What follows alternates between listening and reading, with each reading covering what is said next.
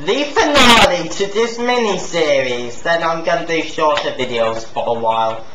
So, this is the finale. My opinions on it, what I think of it. So, yeah, this story, let's start with that, since that was the longest one to cover. I've covered this a bit in the end of each video, but SA1 story is maybe a clusterfuck with all of the characters, but they all fit together, and there's no major plot holes. There's only tiny little overlooks, like birds surviving little explosions, or a flooded city with no dead bodies. But, well, the dead bodies thing is probably just so it can stay a kid's game, but, you know. Other than those tiny little oversights, there's no plot holes, which is really amazing. Well, there probably is, but you know, there's no major plot holes which affect the story, which is always good. SA2 on the other hand, it's so plot hole ridden that it's unbelievable.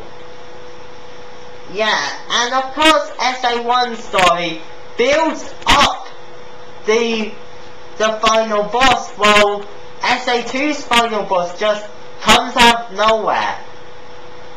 Shadow and Sonic should have been the final boss, because it actually built up to that little rival thing. Just multiple encounters showing how they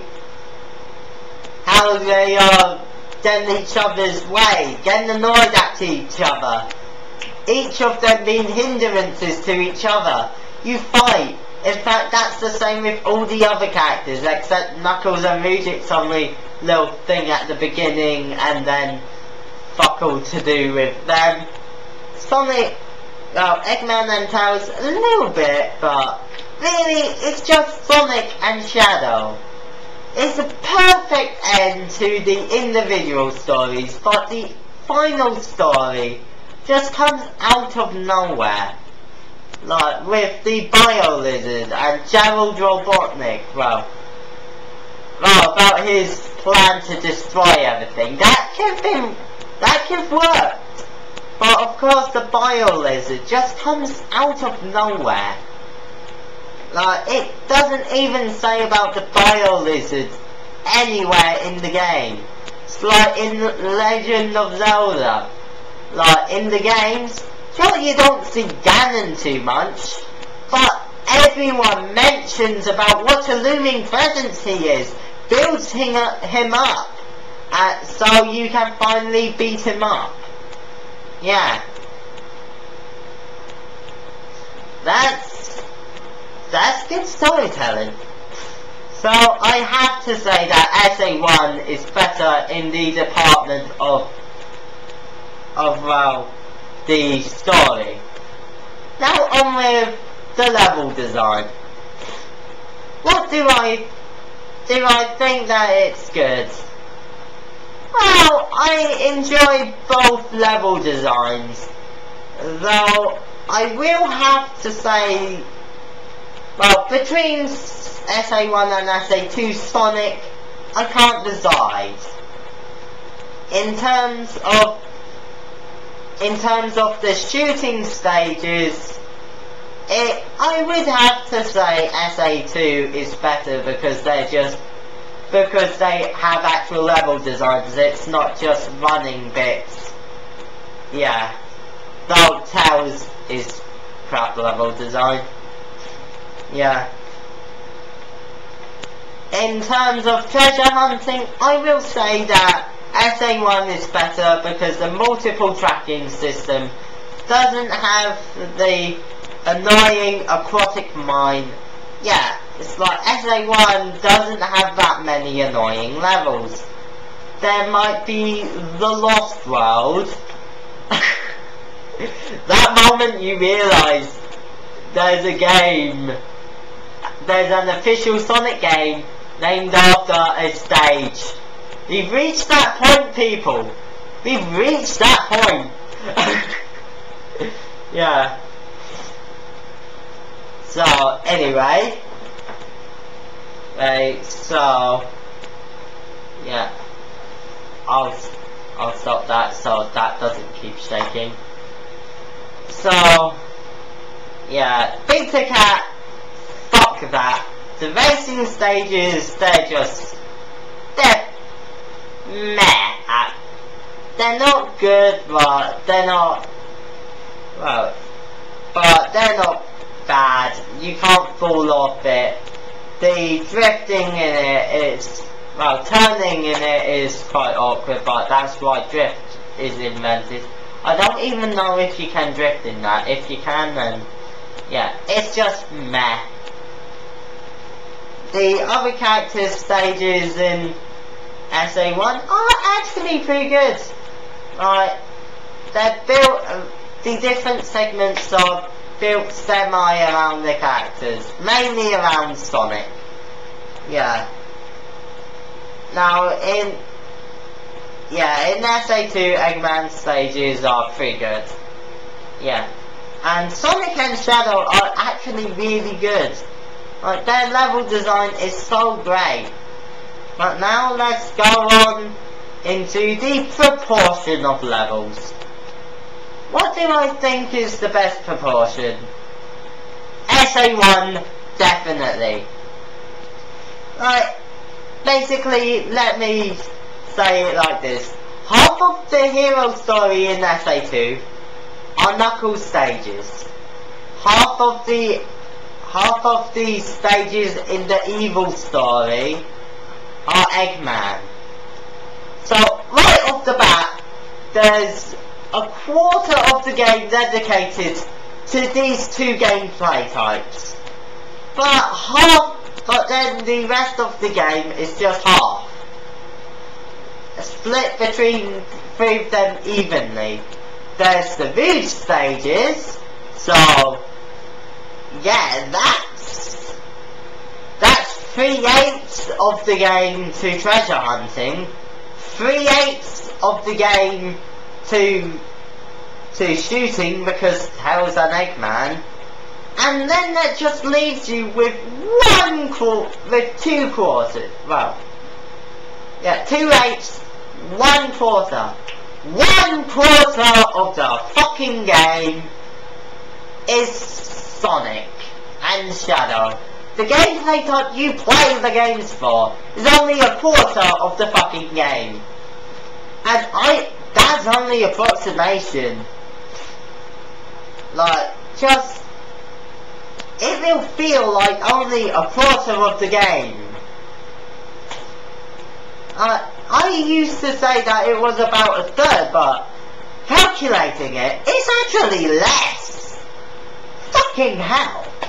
But in SA1, you can spend about 2 to 3 hours in Sonic story, and each of the side stories are half an hour.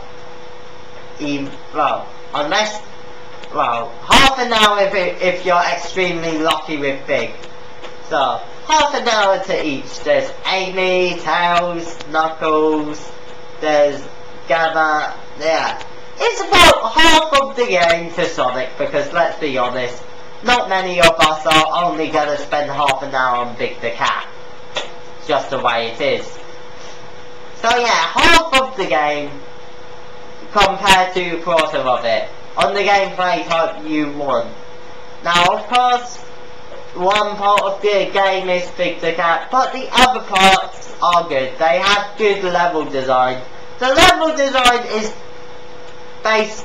designed around all the characters which play them, though prioritised around Sonic, because he's most of the game.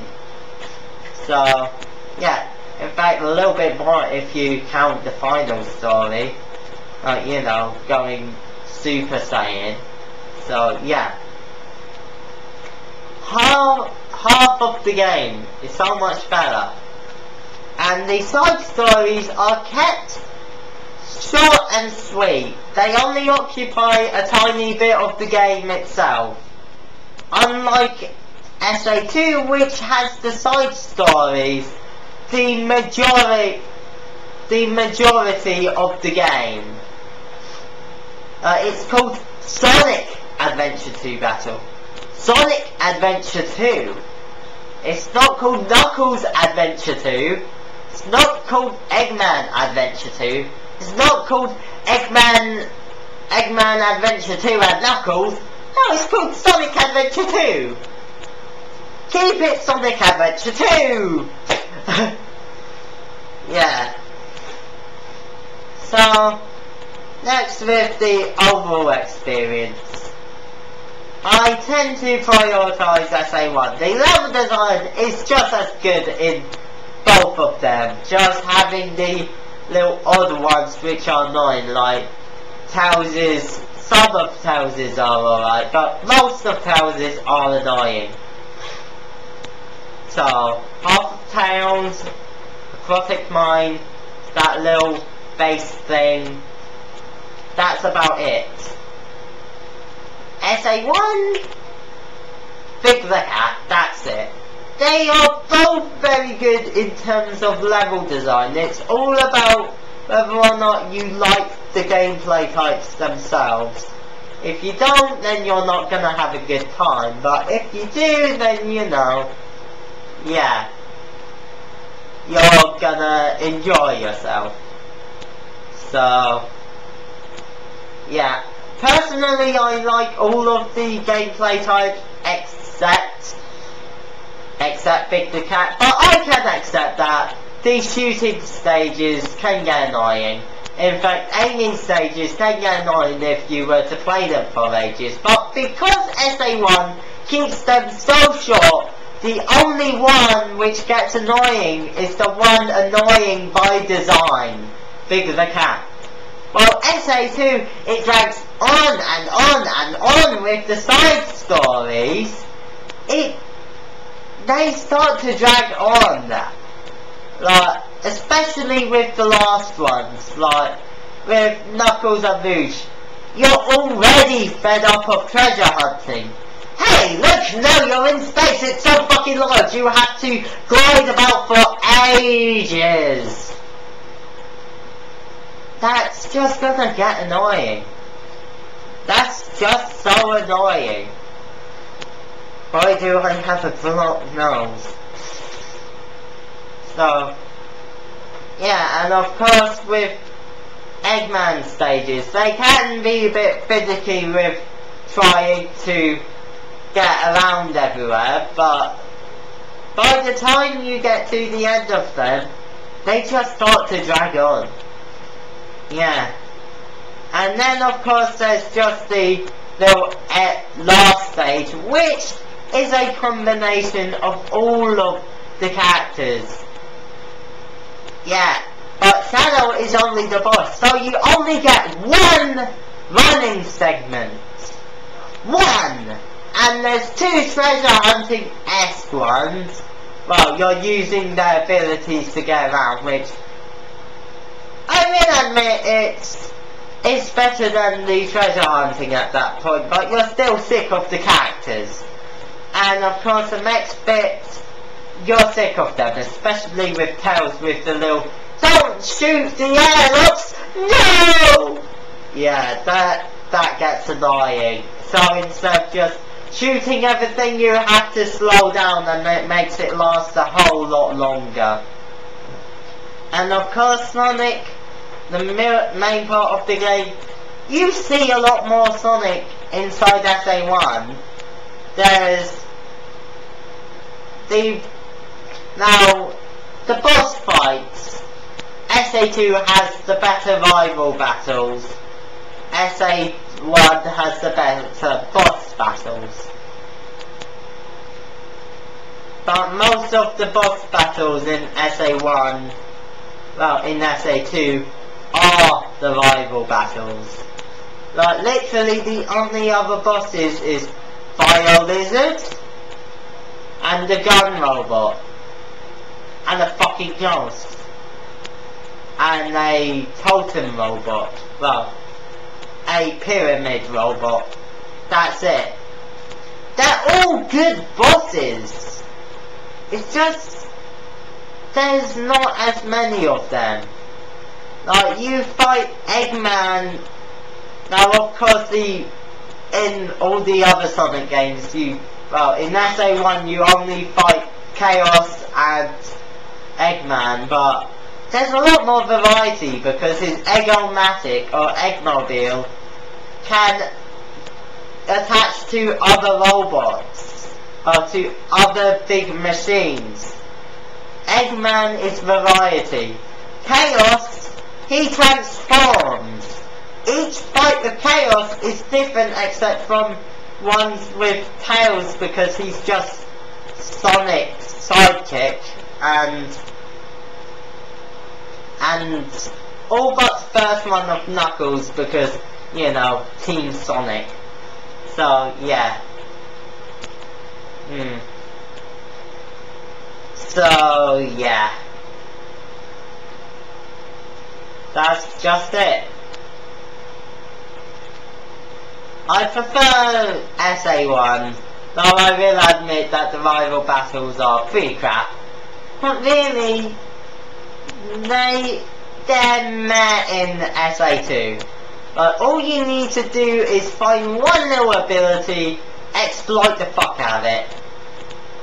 Literally, with Sonic all you need to do is light speed dash through Shadow. Or you can just spam the homing attack. Sure, he will counter it, but spamming and just AI, spamming always wins. Spamming always wins.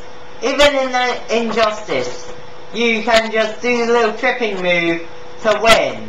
Sure, they might get out of it because of their little anti-spamming AI, but just do a couple of other moves and then start tripping them again. Great AI Injustice. Well, it's better than most fighting games in terms of that. But yeah. Yeah. Just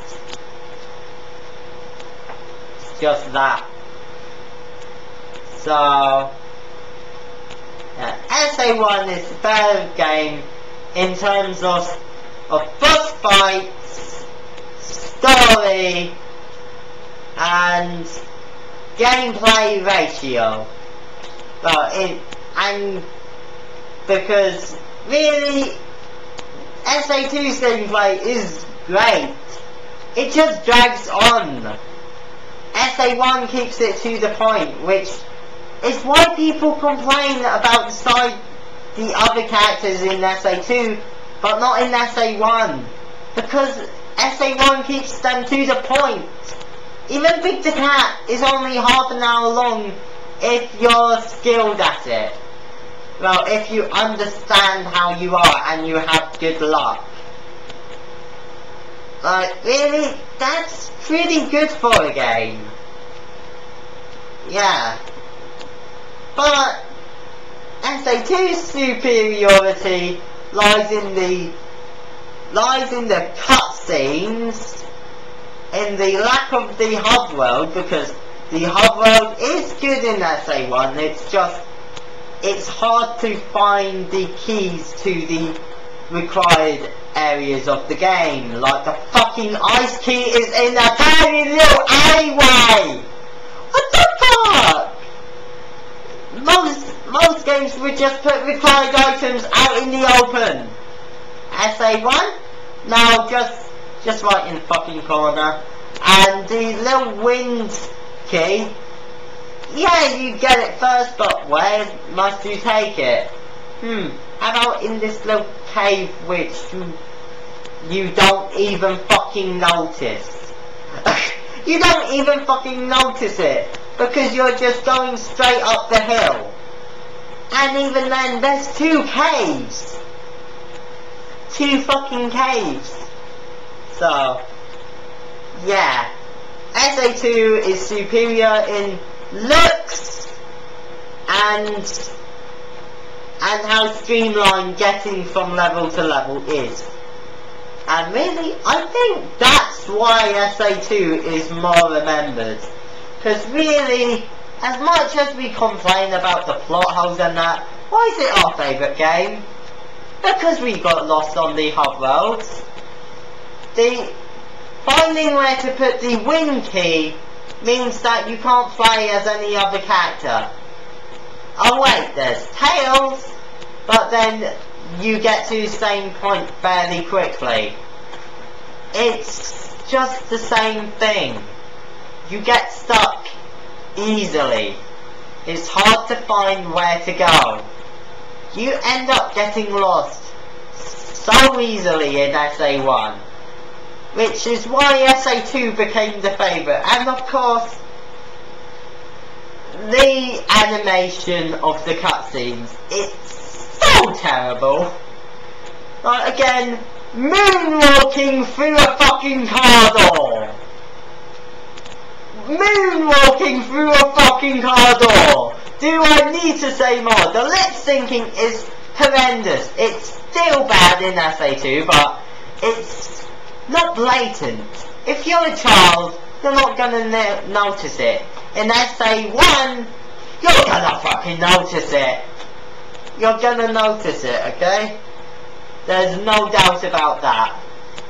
So, and of course, what's the first thing you see? A cutscene. And one of the required areas is quite hard to find.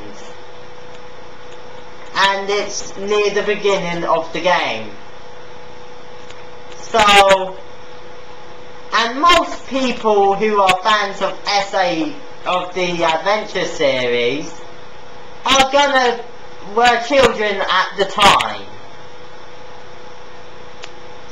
And children don't have the best quality standards. So, you know, people are gonna prefer SA2 over SA1 just because of how streamlined the transportation to the other levels is and how the game looks. Functionally, it's SA1 which is better. Yeah. Literally, literally, there's the reason why there's some people who have played the classics who don't know whether or not, who say that SA1 is better or as good as SA2. Because SA2 is everyone's opinion, the sheep herding shit, the herd mentality, because everyone played it as a child, because, you know, now, here's the question: did you play the adventure games on the Dreamcast or on the GameCube? That's a key question. If you played it on the Dreamcast, chances are you played the classics as a child. So classics became your favourite game. They may not be the best, but they're your favourites. Just like the adventure games aren't the best, but they're my favourite games. Yeah. So, yeah. So, SA1 is just the better game. But the streamline of getting to levels and the cutscene looks makes everyone pick it as a child, and people don't grow up. Like literally, we're all man children. We're still playing Sonic games. Sonic is clearly targeted to a younger audience with the Sonic Boom TV show. We watched that. It's targeted to a younger audience. Remember Sonic Colors, Sonic Lost Worlds. The Sonic is quite kiddie in it, even though he's a fucking teenager. It's targeted to the child demographic. We're all man children. We're not gonna grow up. The The classic crazies are gonna go... The classic crazies are still gonna think that the classics are the best games ever because they played them as a child. The modern Mormons, as some people call them, the modern maniacs. Yeah, the modern maniacs. Let's say that. The modern maniacs are gonna say that either the adventure games are the best, or Sonic 06 is the best. Why Sonic 06? Because it's the larger game. You're gonna spend more time playing Sonic 06, meaning that you're gonna get into the game more than, let's say, Sonic Unleashed, because the hub worlds and the werehog, well, you could like the werehog as a child, but the hub worlds are so easy to get lost in, and having to look for the little medals. You're gonna get into Sonic 06 more. Yeah. That explains why I like Sonic 06 so much.